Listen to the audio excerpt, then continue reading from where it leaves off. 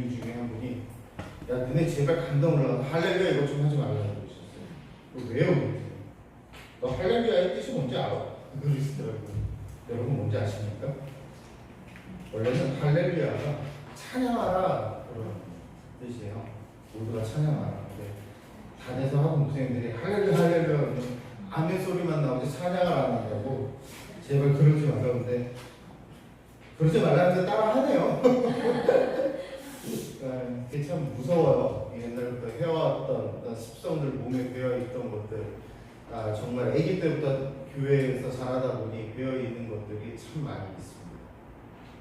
근데 몸에 많이 배어있는 것들이 있지만 배어있다 보니 우리가 정말로 해야 되는 것들을 잊어버릴 때들이 참 많이 있어요. 특히 우리가 살아가면서 또 우리가 신앙생활하면서 해야 되는 것들 또 지금까지 이렇게 해왔는데 뭐 이렇게 하면 어때? 이런 생각을 가질 때가 참 많이 있습니다. 그리고 어쩔 때는 가만히 생각해 보면 그렇게 하지 말아야 되는데 예전부터 그렇게 해왔었기 때문에 지금도 그렇게 하는 그런 지금 제가 말씀드린 그런 습성들이 배어 있는 경우들이 종종 있습니다. 오늘 본문을 보면 성전세에 관한 이야기가 나옵니다. 오늘 24절은 이렇게 시작이 돼요. 가버나움에 이르니 반세기를 받는 자들이 베드로에게 나와 있는데 너의 선생님은 반세기를 내지 아니하느냐라고 묻습니다. 이 말씀은 뭐냐면은 우리가 살면서 내는 세금에 대해 어떠한 태도를 가져야 될까라는 그런 질문하고 또 거기에 대한 적용의 문제는 아니라는 사실입니다. 왜냐하면 우리가 여기서 말하는 이 세라는 것은 일반 우리가 내는 세금이 아니라 성전에 내는 성전세를 얘기하고 있어요. 그래서 로마가 징수하는 어떠한 그런 세금과는 좀 이렇게 다른, 좀 별개된 그런 세금을 얘기하고 있는 것입니다. 그래서 다시 말씀드리자면 가끔 이 문제를 가지고 이 본문을 가지고 우리들이 낸 세금에 대해서 적용을 하려는 그런 부분들이 좀 있는데 그거하고는 조금 다른 의미를 갖고 있는 그런 본문입니다. 아무튼 오늘 본문에 의하면 어떤 사람이 베드로에게 나와서 너의 선생님은 반세계를 내지 아니하느냐 하는 질문을 던져요. 그 사람이 누구냐면 본문에도 나왔지만 반세계를 받는 그런 사람들이었습니다. 그러니까 성전세를 거들어 다니는 사람들이었겠죠. 이 당시 이스라엘은 예루살렘 성전을 유지하기 위해서 뭘 걷었을까요? 세금을 걷었어요. 한 20세 정도 이상이 되면 반세겔씩의 세금을 내야 되는데 반세겔이 어느 정도냐면 한 5.7g 정도의 양에 해당이 됩니다. 그래서 이 반세겔이라는 것은 두 드라크마에 해당되는데 그럼 이 드라크마가 뭘까 궁금해갖고 우리는 인터넷 강국이잖아요. 컴퓨터를 켰습니다. 그리고 쳤습니다. 그랬더니 나무위크에서 2011년 기준으로 1드라크마가 45불 정도 돼요. 미국 달러로 45불 정도 되는데 그 당시에 환율로 따지면 한 51,831원 정도 돼요. 그러면 지금에 따지면 얼마 정도 되냐면 63,322원 정도 됩니다. 그러니까 하루 일당이 될까요? 안 될까요? 네, 좀 모자라요. 한 3분의 2 정도? 계산해 보니까 요새 우리가 최저 시급이 9,160원인가? 맞죠? 9,160원. 여기 나눠 보니까 이게 몇 시간 정도 될까요? 네, 머리는 제가 제일 좋죠? 6시간 30분 정도. 그러니까 6시간 한 반 정도 일한 그 금액이 나오는 거예요. 6만 원 정도가. 그러니까 하루 일당이 안 되는 겁니다. 하여튼 그 정도의 어떤 값어치를 갖고 있는 건데 이게 결코 일하는 노동자에게 있어서 작은 금액은 아니거든요. 이 작은 금액이 아닌 거를 내야 되는 입장에서는 얼마나 이게 부담이 되겠어요. 그래서 이게 강제성을 그럼 띄고 있었느냐? 근데 학자들마다 좀 의견이 분분하더라고요. 뭐 띄었다 안 띄었다 서로 분분해서 뭐가 정확한지는 모르겠지만 일단 그래도 우리가 봤을 때는 강제성은 띄지 않고 있다라는 쪽에 저는 한 표를 좀 던집니다. 금액만 가지고 본다면 큰 금액이라고 말할 수는 없어요. 하지만 노동자에게 처해진 대로 앞에서도 말씀드렸다시피 내가 일하는 사람이라면 그 6만 원이라는 돈은 결코 작은 돈이 아닙니다. 큰 돈이에요. 이 큰 돈, 어떻게 보면 이 노동자에게는 정말 큰 돈인데 이 부분을 이거를 성전세로 바쳐야 된다, 내야 된다, 좀 고민이 들 겁니다. 그럼 도대체 이 성전세를 받아서 어디에 쓸까요? 이 성전세를 받게 되면 성전을 유지하고 보수하고 거기다가 매일 드려지는 제사의 경비로 사용하게 되어집니다. 그러니까 가난한 사람들의 처지에서는 어찌 보면 이것도 좀 낭비일 것 같은 거예요. 사치인 것 같고요. 성경에 좀 그런 인물이 하나 나와 있죠. 성경 이 예수님 당시에 예수님 주변에 굉장히 계산이 빠른 사람이 하나 있었습니다. 누가 있었죠? 가룟 유다가 굉장히 계산적으로 빨랐습니다. 이 가룟 유다가 이런 말을 해요. 어느 날 마리아가 예수님께 나와서 향유 옥합을 깨뜨리니까 그 향 깨뜨려서 머리 예수님께 부으니까 이 가룟 유다가 무슨 얘기를 합니까? 보면서 에휴 저거 팔아서 가난한 사람들한테 나눠주면 얼마나 좋은데, 얼마나 많은 사람을 볼 수 있는데, 이런 이야기를 합니다. 그러니까 어찌 보면 이 가룟 유다 같은 사람들의 계산으로 따지면 이러한 세금이 그 성전에 그렇게 사용되어지는 게 어찌 보면 정말 낭비 같다라는 생각을 할 수도 있는 것입니다. 여하튼 그러한 상황이지만 그 사회, 그 당시 사회 속에서 이 성전세는 바치고 있기 때문에 바칠 수 있다면 바쳐야 되는, 드려야 되는 그런 세금으로 완전히 자리를 잡았습니다. 기쁜 마음으로 드리건 어거지로 드리건 어찌됐든 그 성전세는 기꺼이 바쳐야 되는 그런 근거를 가지고 있는 그런 세금이었습니다. 그런데 예수님과 제자들이 오늘 어디를 가냐면 가버나움이라는 곳에 들어가세요. 그렇게 가버나움에 들어갔을 때에 성전세 반세겔씩 거두는 사람들이 느닷없이 베드로에게 와서 너희 선생님은 성전세를 냈니? 라고 묻는 거예요. 왜 그들이 갑자기 이런 질문을 베드로에게 와서 했을까요? 사실 예수님과 제자들은 그동안 가버나움의 지역에 안 계셨어요. 오늘 본문이 시작하면서 이제 그 가버나움 지역으로 들어가시는 건데 그 지역에 안 계셨기 때문에 굳이 그 지역에서 반세겔을 내실 이유가 없는 거예요. 그러니까 제가 아까쯤에도 이게 강제성이 있다? 없다 해서 저는 없다 쪽에 좀 한 표를 던집니다라고 얘기했던 부분이 바로 이런 거예요. 만약에 성전세를 내야 되는 게 강제성이 있다면 우리가 먼 곳에 있어도 어떻게 해야 돼요? 세금을 내야 돼요. 외국에서 나가서 주재원으로 나가서 업무를 보더라도 거기서 월급을 받더라도 세금은 어디에서 띄어가요? 우리나라에서 가져가요. 미국에서 들어온 사람 우리나라에서 일해서 페이를 받으면 그 세금은 어디로 갈까요? 한국이 아닌 미국으로. 그러니까 어디에 있든지 간에 세금은 내야 되는 거예요. 이게 강제성이라는 거예요. 그런데 이 성전세는 그런 강제성이 없어요. 내가 가버나움에 그 지역이 없다면, 내가 멀리 타국이가 있다면 그 반세계를 내기 위해서 몇 개월씩 걸려서 여기 와서 반세계를 내고 다시 내가 사는 지역으로 다시 갈 의무가 없다는 거예요. 그러니까 일정이 빡빡하고 멀리 떨어져 있으면 굳이 안 내도 된다는 얘기예요. 이런 걸로 미루어 봤을 때 강제성이 없는 거예요. 사실 오늘 본문을 보면 이 반세계를 걷는 사람들이 이런 사실을 알았는지 몰랐는지, 예수님이 다른 지역에 있다가 가버나움에 들어오신 지 얼마 됐는지 안 됐는지 이걸 알았는지 몰랐는지는 정확히 알 수는 없습니다만 오늘 베드로가 베드로에게 와서 그들이 묻는 거예요. 너의 선생은 성전세를 냈느냐 묻습니다.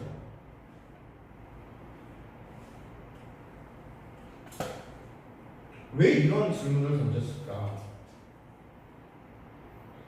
아마도 추측컨대 이들은 어느 정도 이런 사실을 좀 예측하고 얘기하지 않았을까 싶어요. 어떤 사실이냐면 예수님과 바리새인들 사이에서 의견이 일치하지 않는 것을 이들은 알고 있어요. 소문을 들어서라도 알고 있단 말이에요. 논쟁이 벌어졌다는 사실을 알고 있어요. 가령 예를 들자면 금식 문제나 안식일 문제, 또 장로들의 어떠한 오래된 그 교회에서 내려오는 관습에 관해서 서로 생각하는 바가 다른 것을 이들도 알고 있었다고. 그래서 오늘 의도치 않게 베드로를 만났을 때 베드로에게 그 말을 던져본 거예요. 예수가 어떻게 합니까? 어떤 말을 할까요? 적어도 예수는 성전세를 내지 않을 것이라고 그들이 생각했기 때문에 한번 논쟁거리로 던져본 겁니다. 그런데 이상한 것은 성전세에 대해 문제 삼으려면 직접 예수님께 나와서 아니 왜 선생님은 성전세를 내지 않으십니까? 성전세를 내십시오라고 물어봐야 되는데 이야기했어야 되는데 예수님을 찾아가 얘기하는 게 아니라 그 제자 베드로에게 지금 얘기를 하고 있어요. 그때 25절에 이렇게 기록이 되어집니다. 이르되 내신당하고 집에 들어가니 예수께서 먼저 이르시되 시몬아 내 생각은 어떠하냐? 세상 임금들이 누구에게 관세와 국세를 받느냐? 자기 아들에게냐 타인에게냐라고 묻습니다. 이 25절 말씀을 다시 한번 좀 살펴보면 자 베드로는 너의 선생이 성전세를 내었느냐라는 질문 앞에 지금 조금도 망설임 없이 뭐라고 얘기하고 있습니까? 내신다라고 얘기하고 있어요. 망설임도 없이. 글쎄, 선생님 내실까? 아니 내셨나? 이게 아니라 글쎄 내시겠지 않나? 이것도 아니에요. 그냥 명확하게 내신다라고 얘기하고 있어요. 내신다. 내실 거야도 아니에요. 내신다라고 얘기하고 있어요. 베드로가 이렇게 확신에 찬 대답을 할 수 있는 이유가 어디에 있겠습니까? 어떤 분들은 그런 얘기해요. 워낙 베드로가 성격이 급해서 그런 이렇게 그냥 툭 던졌다 하시는 분들도 계세요.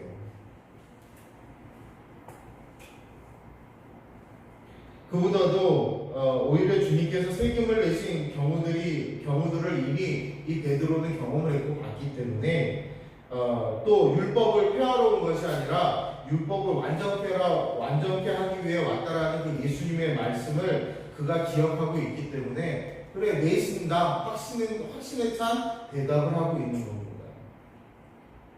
그러고 보면 우리가 평소에 어떤 모습을 보이는지가 참 중요합니다. 타인에게 확신을 하게 하는 믿음을 줄 수 있느냐 아니면 뭔가 불안하고 안정되지 못한 신뢰감을 주지 못하는 그런 삶을 살고 있느냐 이거 참 정말 중요한 문제입니다. 신뢰감은 내가 일부러 주려고 노력해서 주어지는 게 아닙니다. 평소에 나의 말이나 행동을 통해서 내가 어떻게 각인되었을까, 내가 어떻게 보여졌을까에 따라서 달라질 수 있습니다. 어떤 사람은 말을 멋지게 하는데 실천력이 전혀 없습니다. 아주 말을 그럴싸하게 합니다. 죄송합니다. 저희 목사들이 그렇습니다. 말은 그럴싸하게 잘 합니다. 웅장하게 합니다. 다른 목사님들은 실천 잘 하시는데 저는 잘 못하는 것 같아요.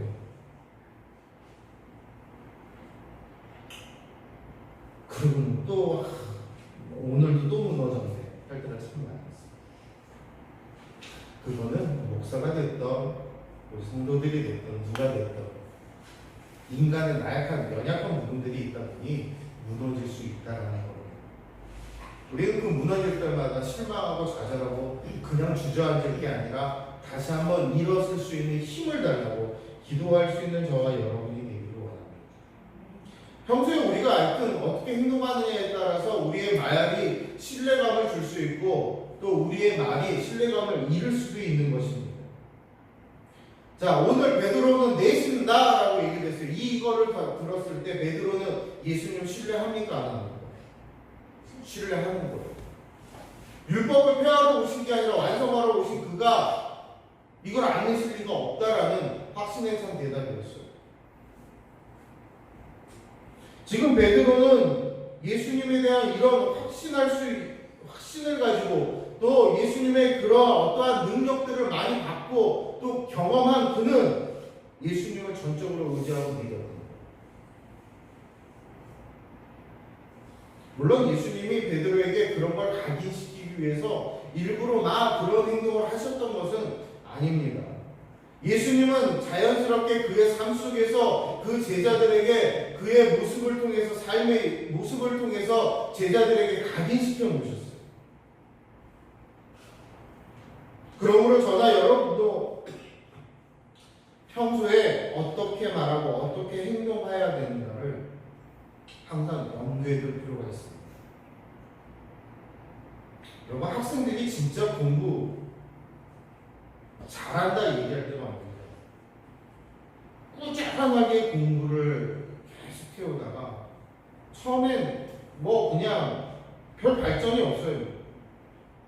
속된 말로 그냥 환장할 정도로 아무리 해도 발전이 없어요. 그러나 그게 쌓이고 쌓이다 보면 어느 순간에 두각을 나타내는 그 시점이 옵니다. 평소에 책을 읽는 건 그냥 한 권, 두 권 읽는 건 별로 내 지혜에, 내 삶에 별 의미가 없는 것 같아요. 그런데 시간이 지나면 그것이 쌓여서 결국에 나타나십니다. 제가 어렸을 때 살던 저희 모교회는 목사님이 평양 분이세요. 원로 목사님이시고 이제 소천하셨는데 양계성 목사님이라고 제가 이제 코올리기 때부터 봤으니까 너무 제가 신학교 갈 때도 불러서 얘기도 해주시고 조언도 해주셨는데 목사님이 설교를 하면 특히 여름에 다 자요. 기본 1시간이 넘어가요. 그러면 저처럼 목소리가 크거나 음률이 있거나 이것도 아니에요. 부터 시작해서 이렇게 조용하게 이렇게 그냥 음률 없이 쭉 갑니다. 아주 자장가예요. 그래서 한 번은 장로님들이 찾아가셨어요. 목사님이 그 양도 조금만 줄여주시고 이게 좀 그렇습니다. 그랬더니 양육사님 뭐라고 그러시냐면 그러셨대요. 성도들은 콩나물과 같습니다. 라고 그러셨어요. 콩나물 키워보셨잖아요. 그 자라려면 어떻게 돼요? 물을 부어야 되잖아요. 물을 붓다 보면 어느 순간 어떻게 있어요? 자라있잖아요. 그와 같은 거예요. 잔잔한 것 같아도 아니 유명한 부흥사들처럼 막 그런 운율이 있고 어떤 막 그러한 현란한 말이 아니어도 잔잔한 메시지라 할지라도 그 메시지가 그 영혼에 스며들 때 그 영혼들이 어느 순간 모르게 자라 있다라는 거예요. 근데 그 목사님의 말씀은 틀리지 않은 것 같아요. 저희 모교에 보면 3대, 4대, 5대 이런 거는 그게 기본이고요. 지금 1대, 2대째, 3대째 되는, 그러니까 제 선배죠. 한 7, 8년 선배 되는 분들이 지금 장로님으로 임직이 되어 있으니까 결국 그 말씀이 틀렸던 것 같습니다. 결과로. 그러니까 예수님이 제자들에게 어떤 신뢰감을 주는 게 막 번개불에 콩 볶아 먹듯이 막 어떻게 해서 순식간에 한 게 아니란 말이에요. 삶의 모습 속에서, 생활의 모습 속에서 충분하게 그들에게 보여줬기 때문에 베드로가 그런 신뢰를 가지고 냅신다 라고 얘기를 하고 예수님 전에 지금 일어난 상황을 예수님께 얘기를 하니까 예수님이 뭐라고 말씀하세요? 내 생각은 어떠냐? 세상 임금들이 누구에게 관세와 국세를 받느냐? 자기 아들에게 받느냐? 타인에게 받느냐라고 묻습니다. 예수님은 베드로에게 그래 답변 한번 시원하게 잘했다라 아니면 내 말이 옳다 이렇게 칭찬하시거나 그렇게 말씀하시는 게 아니라 오히려 베드로에게 묻고 계세요. 야 그러면 세상 임금들은 세금 누구한테 걷어? 누가 내는 거야? 자기 아들한테 걷는 거야? 아니면 다른 사람들에게 걷는 거야? 묻습니다. 이 당시에 세금을 거두는 방법은 크게 두 가지가 있는데 하나는 다른 나라를 정복하여서 그 나라에서 세금을 걷어들이는 거예요. 거의 걷어들이기보다는 착취죠, 착취. 어느 정도 착취냐면 멀리 가지 말고 우리나라 생각해 볼게요. 우리나라 저는 그때 안 살아서 잘 모르겠습니다. 여기도 그 당시에 사신 분들은 별로 안 계신 것 같고 우리가 책이나 여러 가지 통해서 보지만 2차 대전 마렵에 일본이 전 군수 물자가 모자르니까 우리나라에 뭐까지 다 걷어갔다고 그러세요. 노끌은 노수저 이런 것까지 다 뺏어갔죠. 군수 물자. 정복한 나라로부터 그렇게 걷어들이고 자기네 국민들에게 물론 걷지만 그 정도까지는 아닙니다.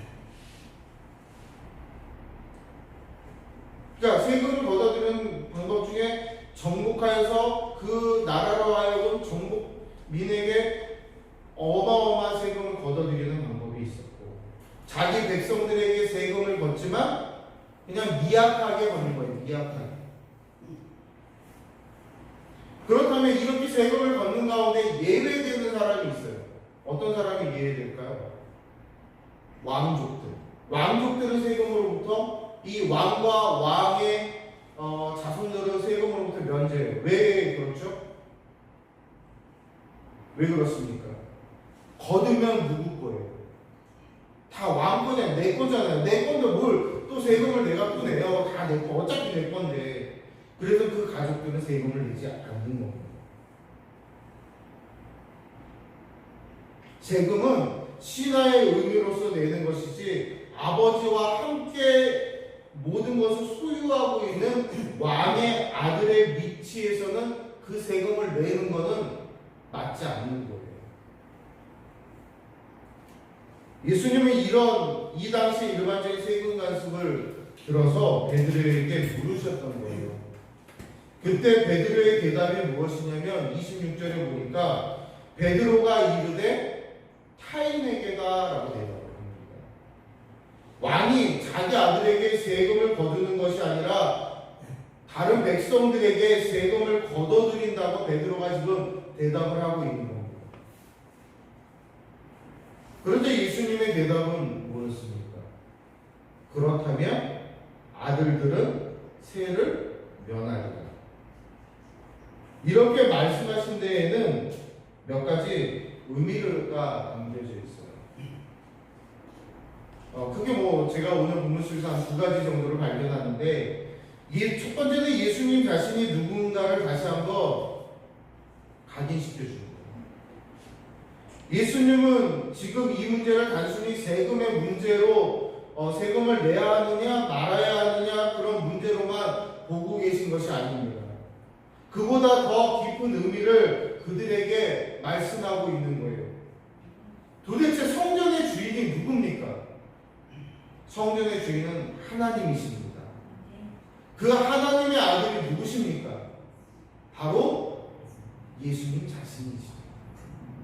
그것은 이미 그들의 입을 통해서 이미 고백되어진 내용입니다. 언제 그랬나요? 가이사라 빌립보 지역에 갔을 때 예수님이 묻습니다. 야, 사람들이 인자를 뭐라고 하더냐? 라고 묻습니다. 그랬더니 제자들이 어떤 사람은 엘리야라고도 하고 어떤 사람은 예레미야라고도 하고 어떤 사람은 세례 요한이라고도 말을 합니다. 라고 얘기를 합니다. 그때 예수님이 다시 묻죠. 그럼 너희는 나를 어떻게 생각하니? 나를 누구라 여기니? 라고 묻습니다. 그때 우리의 성격 급하신 베드로님께서 대답하시죠. 뭐라고 대답하십니까? 주는 그리스도시요 살아계신 하나님의 아들이시다라고 그는 고백을 합니다. 이 본문을 제가 말씀을 증거할 때도 분명히 그랬어요. 베드로만의 고백은 아닐 것이다. 전체적인 그 제자들이 그 마음이 함께 있었고 그러한 마음을 가졌기에 베드로가 대표적으로 아마 얘기했을 것이다 라고 말씀을 드렸어요. 그러니까 전체적으로 이런 마음을 가지고 고백했다라는 것도 알고 계십니다. 그것만 있는 게 아니에요. 이 일 후에 변화산에 올라가서 예수님께서 그 변화산에서 영광스러운 모습으로 변화하는 모습도 봤습니다.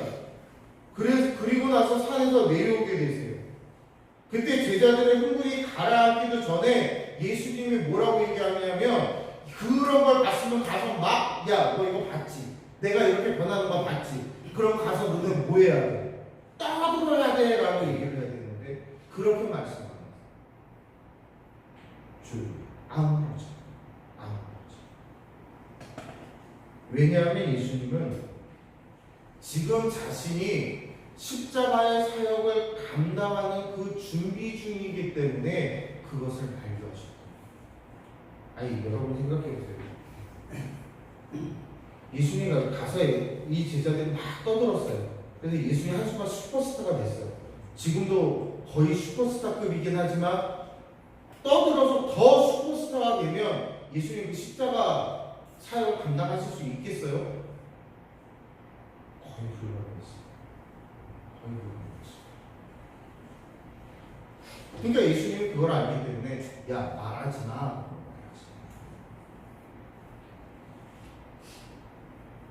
그리고 갈릴리에서 마침내 자신의 그 십자가 사역을 감당하시고 죽으시고 3일 만에 다시 살아나셨습니다.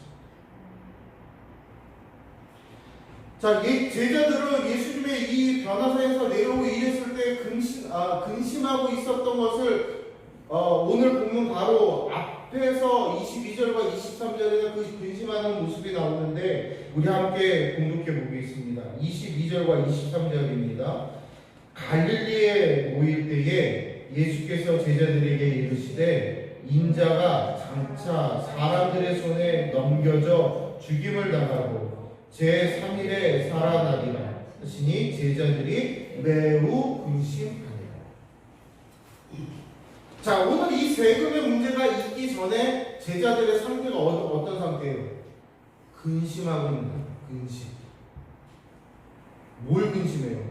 예수님이 죽는다 하니까 아 이거 어떻게 된 거지? 저 양반이 저러면 안 되는데 저 양반이 뭐 해서 이게 돼갖고 내가 한 대를 찾아야 쓰고 저거 아닌데 지금 이런 상황이에요. 그때 그렇게 근심하는 제자들에게 예수님이 다시 한번 일깨워 주시는 거예요. 뭘 일깨워 주세요?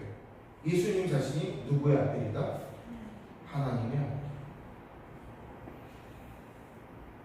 성전은 누구의 집이다? 아버지의 집, 하나님의 집.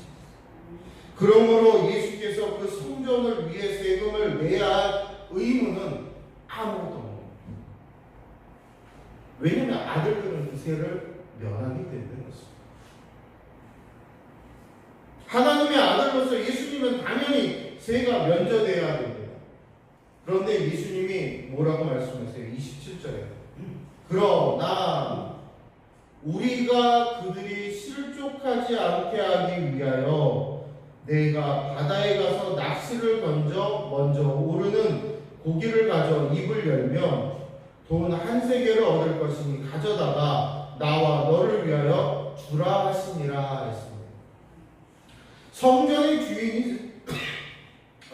주인이신 하나님의 아들로서 모든 세금이 면제되어 있음에도 불구하고 예수님은 저희가 실족하지 않게 하기 위해서 가서 세금을 주라 말씀하십니다.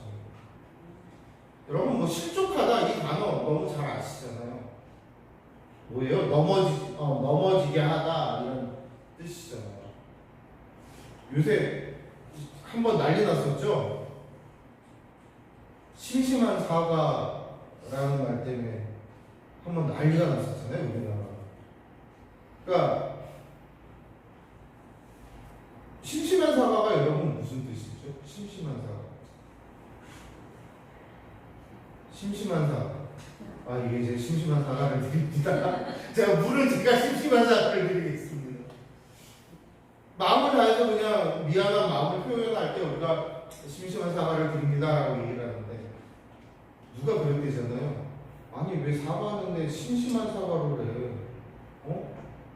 그러니까는 그 말 자체를 그 사과가 심심하다라는 어떤 그런 문장의 어떤 모습으로 본 거예요. 이것 때문에 인터넷에 난리가 났었어요. 근데 이게 우리나라 지금 현실이 좀 그렇다고 합니다. 이 젊은 층들이 또 나이가 내려갈수록 국어 실력들이 좀 없대요. 문맹률에 가깝대요. 한글을 몰라서 문맹률이 아니라 문해력이 없는 거예요. 문장을 읽고 이게 무슨 뜻이에요? 아는 교수님이 한 번은 그리고 강의 끝나고 들어오시더라고요. 제 방으로 이제 학교에 있을 때 왜 그러세요? 그랬더니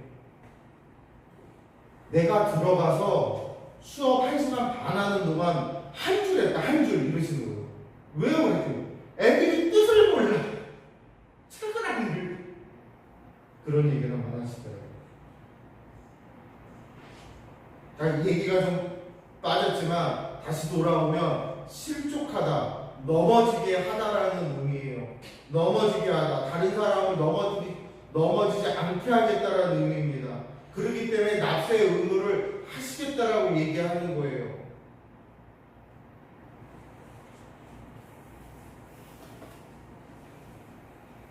그렇다면 도대체 왜 뭐 때문에 실족한다는 말이겠습니까?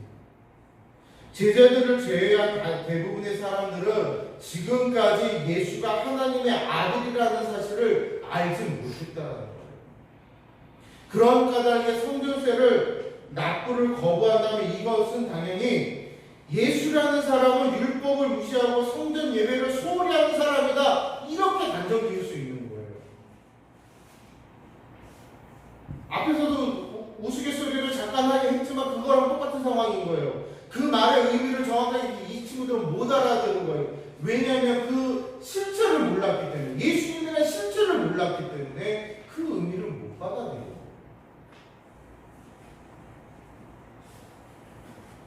물론 나는 안 낼 수 있는 자유함이 있어요. 예수님은 안 내도 돼요. 하지만 그 실체를 모르는 그들이 실수할까봐 뭐라고 얘기해요? 주라 얘기하죠.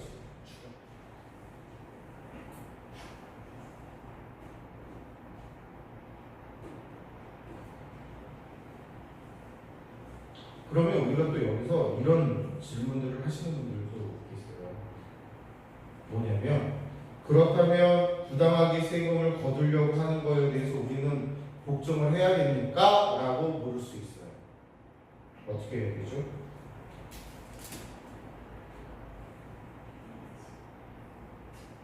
그것이 국가의 유익이 되기 때문에 아무 말 없이 그저 세금을 내야 한단 말입니까? 이렇게도 질문할 수 있어요. 어떻게 해야 되죠? 이건 각자 알아서 판단하십시오. 그러나 오늘 본문은 지금 거기에 대해서 판단하라고 얘기하고 있는 게 아니라는 거예요. 그냥 성전을 관리하는, 성전세를 내야 하는 문제예요.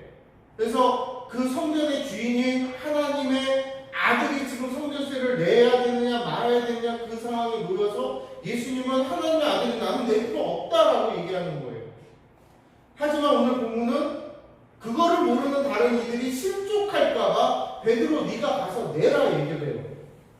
근데 내라면 돈을 주면서 내라 해야지. 그래서 예수님 방법을 가르쳐줘요. 뭐라고 해요? 베드로에게 뭐라고 해요? 바다에 가서 낚시를 던져 먼저 오르는 고기를 가져 입을 열면 돈 한 세겔을 얻을 것이니 가져다가 나와 너를 위하여 주라. 먼저는 세금을 내기 위해 부당한 방법을 세금에 관한 모든 부분에 있어서 정직해야 된다라고 지금 가르치시면서 예수님이 뭘 하고 있냐면 가서 고기를 낚아서 그 고기의 입을 열면 한 세겔이 있으니까 너와 나를 위해서 가서 내라 얘기를 하십니다. 자, 그런데 여기서 가만히 곰곰이 생각해 보면 베드로는 낚시가 편할까요? 그물로 던져서 고기를 잡는 게 편할까요? 그렇죠. 베드로는 직업이 원래 어부였어요. 어부는 이런 밀 낚시보다는 그물을 던져서 고기를 낚는 게 더 수월하고 쉽습니다. 그런데 오늘 주님은 야, 그물 말고 낚싯대 가지고 가서 그냥 낚시로 잡아 얘기하십니다. 아마 이 당시에 제가 베드로였으면 예수님 이거 해갖고 언제 잡아요? 이거 해갖고 언제 기다려? 그냥 그물 한번 던집시다. 그리고 이렇게 탁 끄집어 올리면 고기도 많을 것이고 거기서 하나 이렇게 열어갖고 있으면 내고 나머지는 어떻게? 우리가 배불리 먹읍시다. 이럴 수도 있잖아요. 저 같으면 아마 그랬을 것 같아요. 근데 베드로가 좀 대단해요. 그냥 가요. 진짜. 낚싯대보다 다른 물을 가요. 그리고 그 낚싯대를 가지고 바다에 던집니다. 그리고 고기를 낚아요. 그 주님 말씀하신 대로 그 고기 입 안에 한 세겔이 있었어요. 저는 이 모습을 보면서 이 베드로가 이래서 참 대단하구나. 순종했다는 거죠. 순종.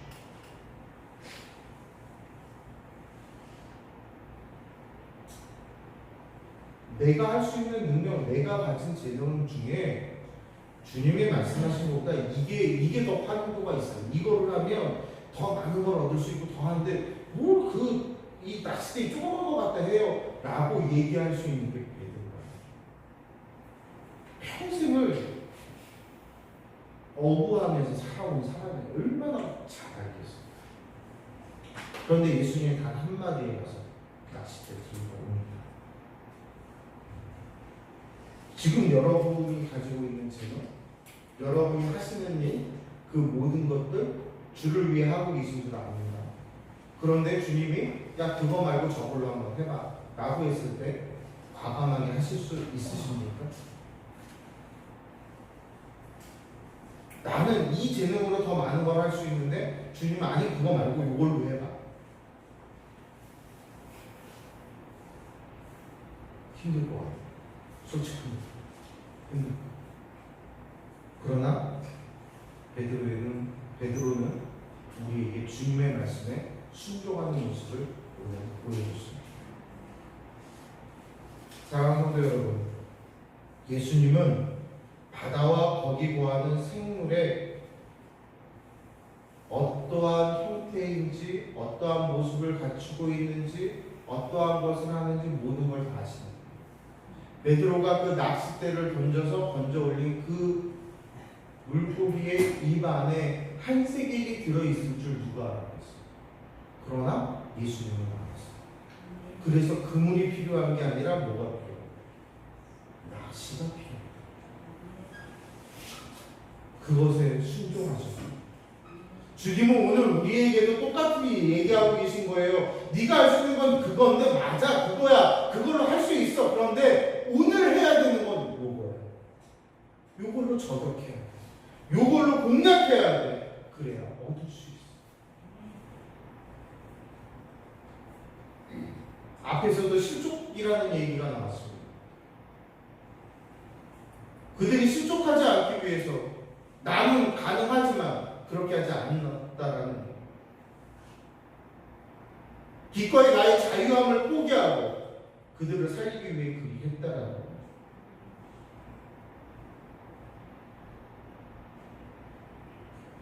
오늘 우리도 예수님 앞에서 예수님께서 우리에게 자유의지를 주시고 자유로움을 허락하셨지만 주님이 원하실 때는 우리가 그 자유로움을 내려놓고 주의 것을 따를 수 있기를 원합니다. 그리고 우리에게 자유함이 있지만 우리의 자유함을 통해서 다른 이가 실족할 것 같다면 우리의 자유함을 내려놓을 수 있기를 원합니다. 내가 비록 그물을 사용하여 더 많은 걸 잡을 수 있지만 주님이 원하는 건 낚싯대라는 그 낚싯대를 들 수 있는 믿음, 그 낚싯대를 들 수 있는 우리의 삶의 모습이 있기를 원합니다. 여러분, 우리가 그렇게 살아가야 합니다. 아니, 지금까지 여러분 그렇게 살아오셨습니까? 앞으로 여러분의 삶이 그러한 삶이 되기를 원합니다. 오늘 이 말씀 앞에 다시 한번 우리 자신들을 진지하게 생각해보고, 우리가 너무 우리의 자유함만을 주장하지 않고, 우리가 너무 나의 의지대로만 신앙생활을 하려고 하지 않고, 우리가 주님의 것을 좀 더 생각하고 주님의 말씀을 좀 더 상고할 수 있는 그런 은혜가 우리 모두에게 있기를 주의 이름으로 축원합니다. 우리 찬양하고 잠시 기도하겠습니다.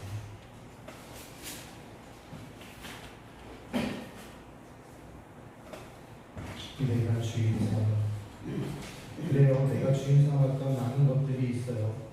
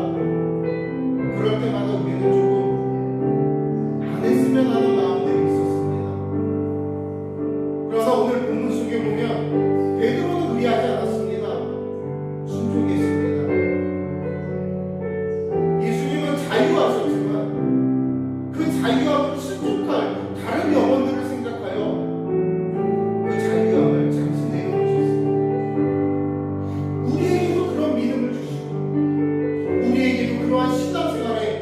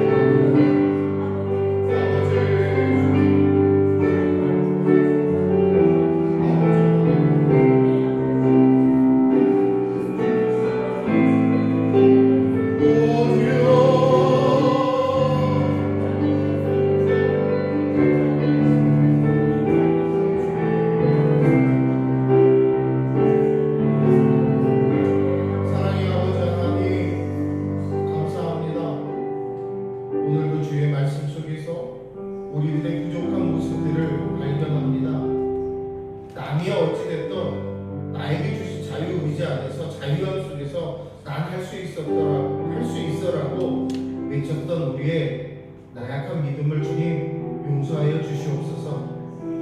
다른 영혼을 위하여 우리의 자유함을 내려놓을 줄도 알고 그 자유함을 참을 줄도 아는 그러한 믿음의 사람들이 되도록 하나님 인도하여 주시옵소서. 또한 베드로처럼 나에게 능숙하고 익숙한 것이 있지만 그것보다는 주님이 원하시는 것을 듣고 즉시 해냈던 그 베드로의 모습처럼 나에게 주신 많은 재능들이 있지만 큰 재능이 있지만 하나님이 쓰시고자 하는 곳은 그곳이 아니라 그보다 더 작고 작은 곳일 수 있고 그곳으로 부르셨을 때 순종하지 못한 우리의 모습 주님 용서하여 주시옵고 이제는 아무리 작고 작은 낮은 곳이라도 우리에게 주신 것이라면 순종하고 그곳으로 향해 갈 수 있는 믿음을 우리에게 허락하여 주시옵소서. 진정히 이 땅에 내가 주인 삼은 모든 것 내려놓고 주 예수님만을 주인 삼아 살아가는